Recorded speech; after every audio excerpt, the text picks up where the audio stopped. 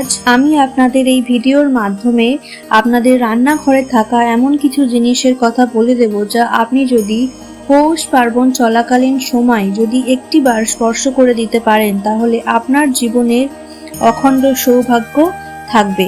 ঠিক তেমনি আপনার জীবনে আর্থিক সমৃদ্ধি হওয়ার পাশাপাশি আপনাদের ভাগ্যও কিন্তু অবশ্যই খুলবে। কি সেই জিনিস তা জানতে হলে সম্পূর্ণ ভিডিওটি আপনাদের দেখতে হবে। নমস্কার বন্ধুরা, আধ্যাত্মিক দর্শন চ্যানেলে আপনাদের সবাইকে জানাই স্বাগত। আশা করছি প্রত্যেকেই ভালো আছেন এবং সুস্থও আছেন। বন্ধুরা, আপনারা মা লক্ষ্মীর কৃপায় নিজেরা যে সমৃদ্ধি পাবেন তা কল্পনাও করতে পারবেন না। এই উপায় বা ক্রিয়াটি করলে আপনাদের হাতে অর্থ যেভাবেই হোক না কেন আসবেই আসবে।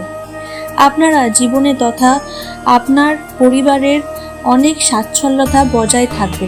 বন্ধুরা, আমরা আপনাদের প্রত্যেকেরাই জানি যে মাতা অন্নপূর্ণা এবং মা লক্ষ্মী দেবীর অবস্থান রান্নাঘর। তাই আমাদের রান্নাঘরে থাকা এমন একটি জিনিস স্পর্শ করার কথা বলবো, যা আপনি যদি পৌষ পার্বণের দিনের আগে থেকেই যদি এটি স্পর্শ করতে পারেন, তাহলে আপনি 3 দিনের মধ্যেই হাতে নাতে সুফল পাবেন। বন্ধুরা, রান্নাঘর হলো এমন একটি জায়গা যা আমাদের ভাগ্যকে ত্বরান্বিত করে। রান্নাঘর এবং ঠাকুর ঘর এই দুই জায়গা অত্যন্ত শুভ। আমাদের ঘুমন্ত ভাগ্যকে জাগিয়ে তোলা যায় এই দুই জায়গা থেকে। তাই আপনি যদি সুখ, শান্তি ও সমৃদ্ধি পেতে চান, তাহলে এই কাজটি অবশ্যই করতে পারেন। আপনি যদি চান আপনাদের জীবনে সব জ্বালা যন্ত্রণা দূর হয়ে যাক এবং অখণ্ড সৌভাগ্যকে লাভ করতে চান, তাহলে আজকের আমার বলা এই উপায়টি অবশ্যই করুন। তবে চলুন বন্ধুরা, মূল পর্বে যাওয়া যাক। তবে ভিডিওটি শুরু করার আগে কমেন্টে একটিবার জয় মা লক্ষ্মী দেবীর জয় ও মা অন্নপূর্ণা দেবীর জয় একটিবার লিখে দেবেন। বন্ধুরা, রান্নাঘরে রুটি সেঁকার জন্য যে তাওয়া ব্যবহার করি, তা আপনাদের বাইরে কোনো লোকের কিন্তু হাত দেওয়া উচিত নয়। সেটি শুধুমাত্র আপনি বা আপনার পরিবারের সকলেই স্পর্শ করবেন। দ্বিতীয়ত যে জিনিসটি হলো তা হলো বেলুন চাকি। হ্যাঁ বন্ধুরা, যেটি দিয়ে আপনারা রুটি বানান। আর তৃতীয় যে জিনিসটি সেটি হলো গ্যাস ওভেন। বন্ধুরা, এটিও আপনি ছাড়া বাইরের অন্য কেউ যেন না ছোঁয়। এটিও ছোঁয়া অত্যন্ত শুভ বলে মনে করা। সারা বছর সুস্থ ও নীরোগ থাকতে এবং প্রচুর অর্থ উপার্জন করতে চাইলে পৌষ পার্বণ চলাকালীন এই জিনিসগুলি ভুলেও খাবেন না। বন্ধুরা, পৌষ পার্বণ চলাকালীন কি সেই জিনিসগুলি যা একেবারেই খাওয়া চলবে না, বা মা লক্ষ্মী অত্যন্ত রুষ্ট হন ও মা লক্ষ্মীর কোপে পড়ে আপনি একেবারেই ভিখারি হয়ে যেতে পারেন, আপনাদেরকে তা জানিয়ে দেব। বন্ধুরা, আজ আপনাদের এই ভিডিওটির মাধ্যমে এমন একটি বিশেষ সবজির কথা বলবো। সেই সবজি যদি আপনি ভুল করেও পৌষ পার্বণ চলাকালীন খান, তাহলে মা লক্ষ্মীর কৃপায় পড়ে আপনার ধন সম্পত্তি, অর্থ, মান সম্মান একেবারেই ধ্বংস হয়ে যাবে। তেমনি আপনার জীবনে দুঃখ, কষ্ট, জ্বালা যন্ত্রণা লেগেই থাকবে। হ্যাঁ বন্ধুরা, যদি এই খাবারটি পৌষ পার্বণের দিনে আপনারা যদি খান, মা লক্ষ্মী আপনার উপর এতটাই রুষ্ট হয়ে যান যে দুর্ভাগ্য নিত্যদিনের সঙ্গী হয়ে থাকবে। কিন্তু যদি নিজেকে সংযত রেখে পৌষ পার্বণ চলাকালীন এই সবজিটি খাওয়া থেকে নিজেকে বিরত রাখতে পারেন, তাহলে নরক যন্ত্রণার হাত থেকে মুক্তি পাবেন। অন্যদিকে মা লক্ষ্মীর কৃপায় দৃষ্টি যদি পান, তাহলে আপনারা সারা বছর অর্থ বৃষ্টি দেখতে পারেন। হ্যাঁ বন্ধুরা, আপনারা একেবারেই ঠিক শুনছেন। আপনারা যা চাইবেন তাই পাবেন। জীবনের সুখ, শান্তি, সমৃদ্ধি সমস্ত কিছুই ভরপুর থাকবে। আর যদি ভুলবশত এই সবজিটি খেয়ে থাকেন, তাহলে আজীবন গরিব থাকবেন, রোগে পুড়বেন, জ্বলে পুড়বেন। তাই চলুন জেনে নিই কোন সেই বিশেষ সবজি যেটি পৌষ পার্বণ চলাকালীন আপনি নিজে যেমন খাবেন না, তেমনি আপনার বাড়িতে রান্না পর্যন্ত করবেন না। চলুন সম্পূর্ণ আলোচনা করা যাক। তবে মূল পর্বে যাওয়ার আগে আপনাদেরকে একটিবার বলি, মা লক্ষ্মীর আশীর্বাদ ও কৃপা পেতে চাইলে যদি আপনারা চান, তাহলে পৌষ পার্বণ চলাকালীন মা লক্ষ্মী আপনার ঘরে ফিরে আসুক, তাহলে জয় মা লক্ষ্মী দেবীর জয় একটি বার লিখে দিন।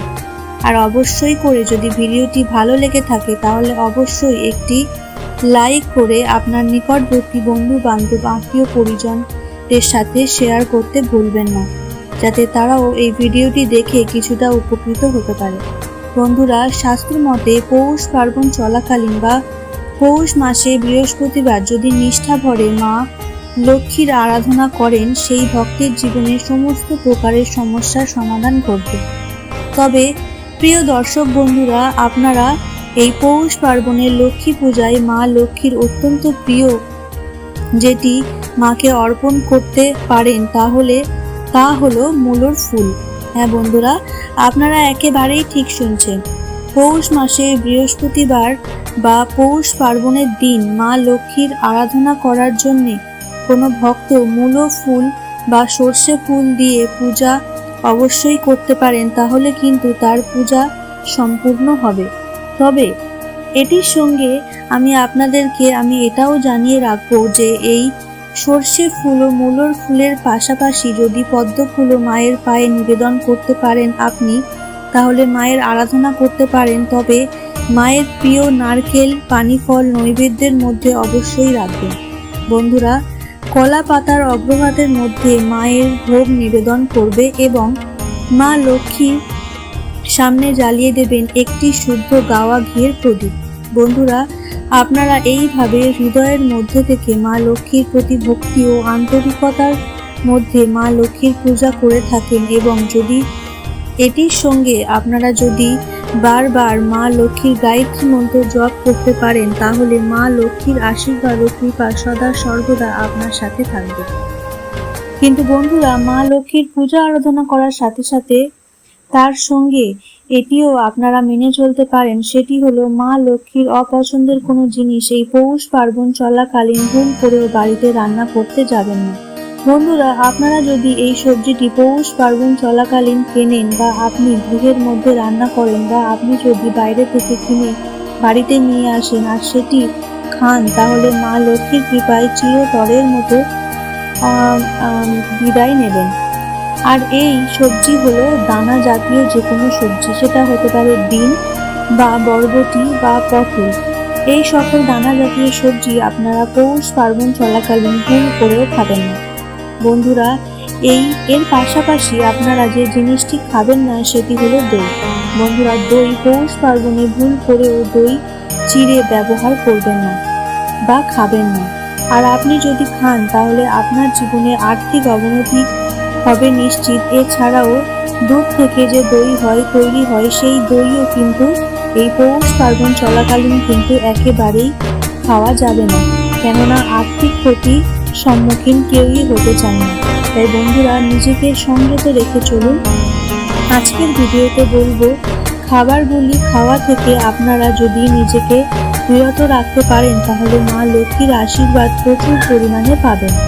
আপনারা নিজেদের আর্থিক উন্নতি করতে পারবেন এবং সারা জীবন নীরব ও সুস্থ থাকবেন। বন্ধুরা, এর পাশাপাশি যে জিনিসটি না খাওয়ার কথা বলবো সেটি হলো মসুরির ডাল।